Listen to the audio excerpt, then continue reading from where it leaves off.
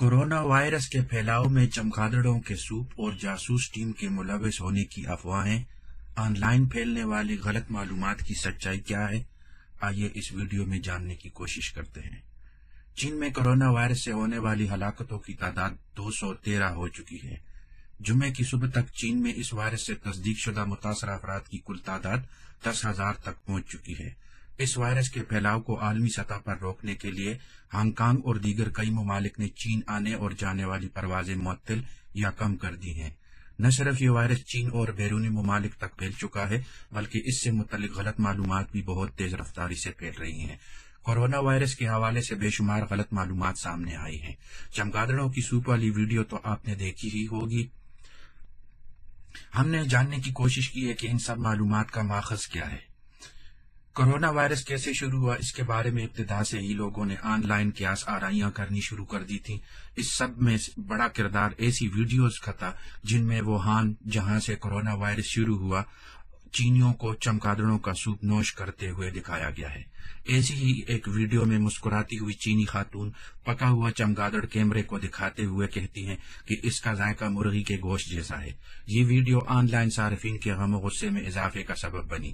کچھ صارفین تو اس وائرس کے پھیلاؤ کا ذمہ دار چینیوں کے کھانے پینے کی عادات کو قرار دیتے نظر آئے۔ تاہم بیان کی گئی ویڈیو سرے سے ووہان کی ہے ہی نہیں، اور آپ کو یہ جان کر شاید مزید حیرت ہو کہ یہ چین میں بھی نہیں فلمائی گئی۔ سن 2016 میں یہ ویڈیو اس وقت فلمائی گئی تھی جب مقبول بلاگر اور ٹریول شو کی میزبان مینیگن وانگ مغربی بحر الکاہل کے جزیرے پاولو کے دورے پر تھے۔ گزشتہ سال کے آخر میں ووہان میں نئے کورونا وائرس کے سامنے آنے کے بعد یہ ویڈیو کلپ سوشل میڈیا پر ایک بار پھر وائرل ہو گیا۔ آن لائن سخت رد عمل سامنے آنے کے بعد مس وانگ نے معذرت کرتے ہوئے کہا تھا، میں صرف مقامی طرز زندگی متعارف کرانے کی کوشش کر رہی تھی اور وہ نہیں جانتی تھی کہ چمگادڑ ایک وائرس کیریئر ثابت ہو سکتا ہے۔ اس کے بعد سے ان کی ویڈیو ہٹا لی گئی تھی۔ اس وائرس کے بارے میں کہا جا رہا ہے کہ یہ چین کے شہر ووہان میں جانوروں کی ایک غیر قانونی مارکیٹ سے پھوٹا۔ اگرچہ اس وائرس کی وجوہات جاننے کے لیے چین میں کی جانے والی حالیہ تحقیق میں چمگادڑوں کا نام سامنے آیا ہے، لیکن چین میں چمگادڑ کا سوپ زیادہ پسند نہیں کیا جاتا، اور اس وائرس کا اصل ماخذ جاننے کے لیے کوششیں جاری ہیں۔ کیا اس وائرس کے پھیلاؤ کی باقاعدہ منصوبہ بندی کی گئی؟ یہ ایک سوال ہے۔ گزشتہ ہفتے امریکہ میں کورونا وائرس کا پہلا کیس سامنے آنے کے بعد ٹوئٹر اور فیس بک پر بے شمار ایسی سند یافتہ دستاویزات وائرل ہونا شروع ہوئی جنہیں دیکھنے سے ایسا تاثر ملا کہ ماہرین برسوں سے اس وائرس کی موجودگی سے باخبر تھے۔ ایسے الزامات کو سامنے لانے والے صارفین میں سے ایک سازشی تھیورسٹ اور یوٹیوبر جارڈن سیتر تھے۔ ٹوئٹر پر بنائے گئے جارڈن کے تھریڈ، جسے اب تک ہزاروں بار ریٹویٹ کیا جا چکا ہے، اس میں انہوں نے سرے انگلینڈ کے پیر برائٹ انسٹی ٹیوٹ کا سن 2015 کا ایک لنک شیئر کیا ہے۔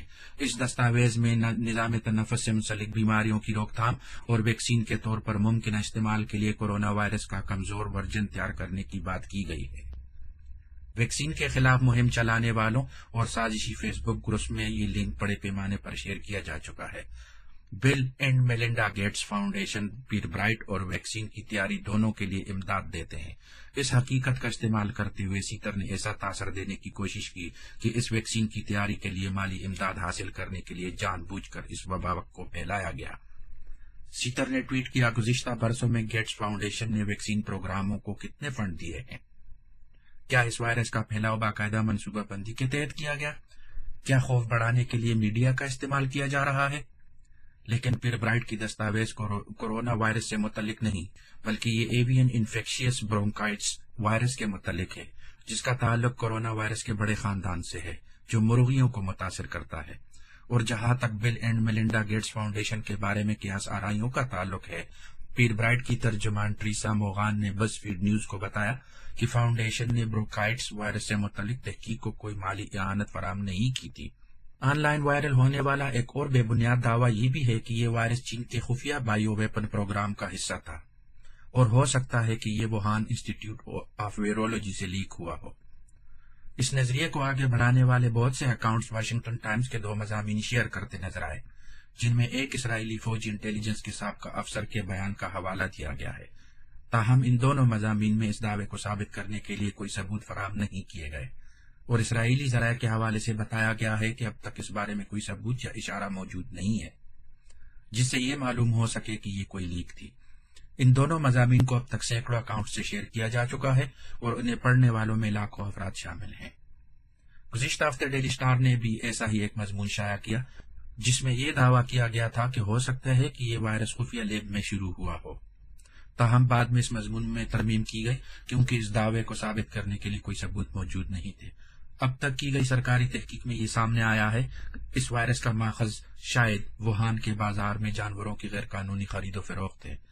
یہ سوچا گیا ہے کہ یہ وائرس ووہان کے ہوادان سمندری غذا بازار یا سی فوڈ مارکیٹ میں غیر قانونی طور پر تجارت کی جانے والی جنگلی حیات سے پھوٹا ہے۔ سامنے آنے والی ایک اور دعوے میں اس وائرس کا تعلق کینیڈا کی نیشنل مائکرو بایولوجی لیبارٹری میں ایک محقق کی معطلی سے جوڑا جا رہا ہے۔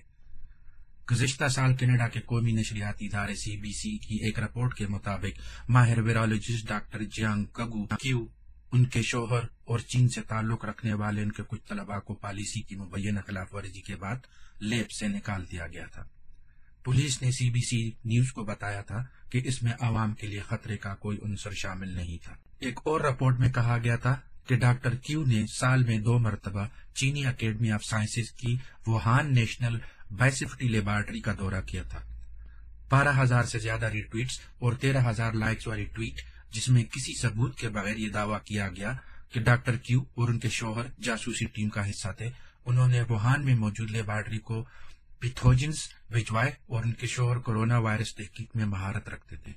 CBC کی رپورٹس میں ٹویٹ کیے گئے تینوں دعووں میں سے ایک کا ذکر بھی نہیں مل سکا، حتیٰ کورونا وائرس اور جاسوس جیسی اصطلاحات ان رپورٹس میں ایک بار بھی استعمال نہیں کی گئی۔ CBC نے ان دعووں کو بے بنیاد قرار دیا ہے۔ سوشل میڈیا پر ایک مبینہ وسل بلوور کی ویڈیو کے مختلف ورژن لاکھوں مرتبہ شیئر کیے جا چکے ہیں۔ اس مبینہ ویڈیو کے بارے میں کہا جا رہا ہے کہ یہ ہوبان صوبے سے تعلق رکھنے والی کسی نرس یا ڈاکٹر نے بنائی ہے۔ اس ویڈیو کا سب سے مقبول ورژن یوٹیوب پر ایک کورین صارف نے اپلوڈ کیا تھا اور اس میں انگریزی اور کورین سب ٹائٹل شامل تھے۔ بعد میں اس ویڈیو کو ہٹا دیا گیا۔ انگریزی سب ٹائٹل کے مطابق یہ خاتون ووہان کے ایک اسپتال میں نرس ہیں، تاہم ویڈیو میں وہ نرس یا ڈاکٹر ہونے کا کوئی دعویٰ نہیں کرتی۔ ایسا لگتا ہے جیسے سوشل میڈیا پر اس ویڈیو کے مختلف ورژن پھیلانے والوں نے خود ہی یہ مفروضہ بنا لیا کہ وہ ڈاکٹر یا نرس ہوں گی۔ وہ خاتون جو اپنی شناخت ظاہر نہیں کرتی کسی نامعلوم مقام پر وائرس سے بچاؤ کا حفاظتی سوٹ پہن رہی ہیں، تاہم ان کا سوٹ اور ماسک ہوبائی میں میڈیکل سٹاف کے زیر استعمال سوٹ اور ماسک سے مماثلت نہیں رکھتا۔ چینی حکام کی جانب سے لاک ڈاؤن کیے جانے کے بعد اس صوبے سے ویڈیو کی تصدیق مشکل ہے، لیکن وائرس کے بارے میں ایسے متعدد غیر یقینی دعوے کرتی ہیں جن سے ان کے نرس یا پیرامیڈیکل سٹاف ہونے پر شک ہونے لگتا ہے۔ وہ دعویٰ کرتی ہیں کہ چین میں متاثرہ افراد کی اصل تعداد 90,000 ہے، لیکن سرکاری اعداد و شمار کے مطابق اب تک تصدیق شدہ متاثرہ افراد کی کل تعداد 7,700 ہے۔ چین کی فائل آن لائن میگزین سے وابستہ ووہان نژاد اور ویژول ایڈیٹر موئی زاؤ نے کہا ایسا لگتا ہے ان کا طبی پیشے سے دور دور تک کا کوئی تعلق نہیں۔ اگرچہ اس ویڈیو کے صحیح مقام کا تعین نہیں کیا جا سکا، لیکن امکان یہ ہے کہ یہ خاتون ہوبائی کی رہائشی ہیں اور اس وبا کے بارے میں اپنی ذاتی رائے شیئر کر رہی ہیں۔ آسٹریلیا میں مقیم چین کے ایک سماجی کارکن بدیو کاؤ کا کہنا تھا، میرے خیال میں اس بات کا امکان موجود ہے کہ وہ ایسا سوچتی ہیں کہ وہ سچ بول رہی ہیں، کیونکہ کوئی بھی سچائی نہیں جانتا۔ اصل صورتحال واضح نہیں اور لوگ صرف اندازے لگا رہے ہیں اور گھبرا رہے ہیں۔ تو دوستو، ہم نے اس ویڈیو میں جاننے کی کوشش کی ہے، اور آپ کتنا جانتے ہیں اس وائرس کے بارے میں؟ کمنٹس میں اپنے ضرور خیالات کا اظہار کیجیے گا۔ چینل کو سبسکرائب کریں اور ویڈیو آگے شیئر کریں۔ شکریہ۔